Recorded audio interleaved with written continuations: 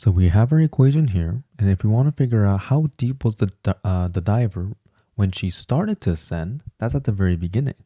So that's when the time is equal to 0. Okay, so that happens when we plug it into this equation and you get d to be minus 250, right? So that means she was 250, right, feet below the surface of the water. That's why it's negative, okay? As for part B, right, how long did it take the diver to get to the surface of the water, right? The surface of the water is when the d value, right, the depth is 0, right? So then we just have to solve for this. So 2.5 t squared minus 250 is equal to 0. So if I factor out a 2.5, notice that this becomes just 100, right?